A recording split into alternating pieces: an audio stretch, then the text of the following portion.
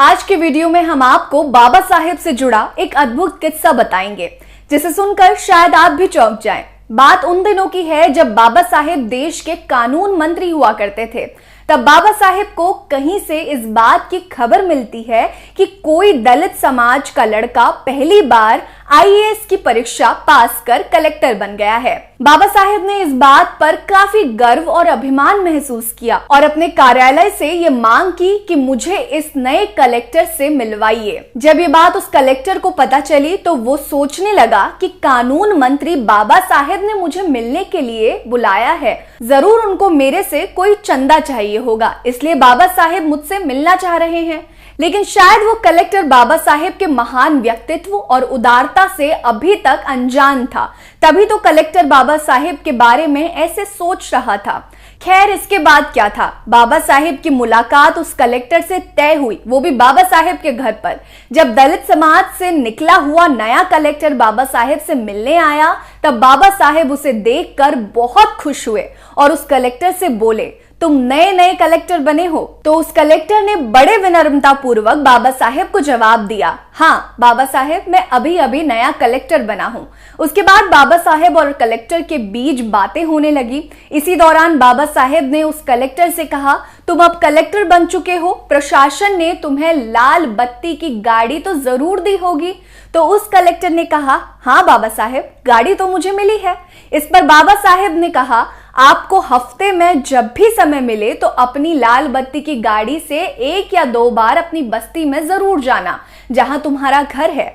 ये बात कहकर बाबा साहेब अपना पेपर पढ़ने लगते हैं। लेकिन जब आधे घंटे बाद बाबा साहेब पेपर पढ़ लेते हैं तो बाबा साहेब देखते हैं कि वो कलेक्टर वहीं खड़ा रहता है।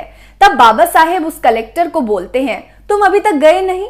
तो उस कलेक्टर ने बाबा साहेब को कहा, मुझे लगा था कि शायद आपको मुझसे कुछ चाहिए था, इसलिए आपने मुझे बुलाया था। बस कलेक्टर की ये बात सुनकर बाबा साहेब समझ जाते हैं कि इस कलेक्टर के दिमाग में क्या चल रहा है।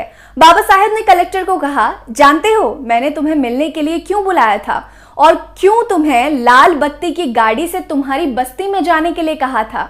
तब कलेक्टर ने बाबा साहेब से कहा, नहीं, मुझे नहीं पता।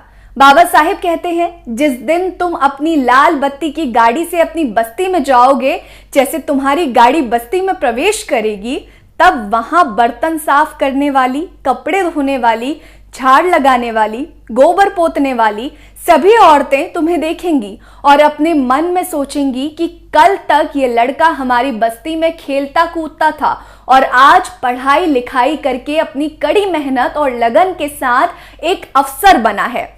तो ये उनके बच्चों के लिए बहुत ही अच्छी बात होगी और वो ये सोचेंगे कि हमारा बच्चा भी क्यों अफसर नहीं बन सकता, उसे भी हम पढ़ाएंगे, उसे भी लिखाएंगे और वो भी एक दिन अफसर बनेगा।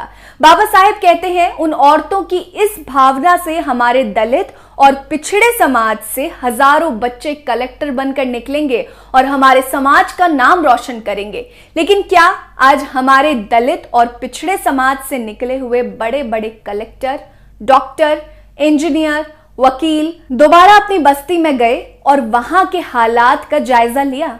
जवाब शायद ज्यादातर ना में ही मिलेगा, जो मन को बेहद दुखी कर देता है। इसीलिए बाबा साहेब कहते थे, चाहे आप किसी भी जगह पहुंच जाओ, चाहे आप कितनी भी ऊंचाइयों पर पहुंच जाओ, लेकिन अपनी जमीन से हमेशा जुड़े रहना चाहिए, अपनी जमीन को कभी नहीं भूलना चाहिए। बाबा साहेब की ये विचारधारा आपको कैसी लगी, हमें कमेंट सेक्शन में कमेंट करके जरूर बताइएगा। बने रहिए हमारे साथ। नमस्कार।